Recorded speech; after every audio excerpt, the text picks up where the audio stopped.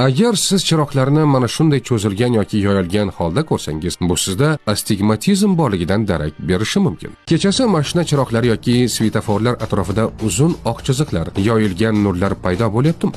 Bu doimo oddiy ko'z charchog'i bilan bog'liq emas.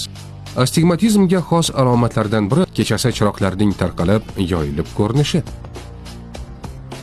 Astigmatizm bu shoh parda, korneya yoki gavhar linzaning shakli notekisligi sababli yorug'lik nurlari ko'z ichida bitta fokus nuqtasiga emas, bir nechta nuqtaga tushish natijasida tasvirning xira, buzilgan yoki yoyilgan ko'rinishiga olib keladigan refraksiya nuqsoni. Bu holat vaqt o'tishi bilan o'zgarishi, ba'zida kuchayishi mumkin. Ammo erta aniqlansa, ko'zoynak yoki kontakt linzalar orqali to'liq nazorat qilish mumkin. Muhim eslatma. Chiroqlarning tarqalib yoki cho'zilib ko'rinishi faqat astigmatizmda uchramaydi. Bu belgilar quyidagi holatlarda ham bo'lishi mumkin. Quruq ko'z sindromi, ko'zning charchashi yoki zo'riqishi, noto'g'ri tanlangan ko'zoynak yoki linzalar, boshqa refraksiya buzilishlari.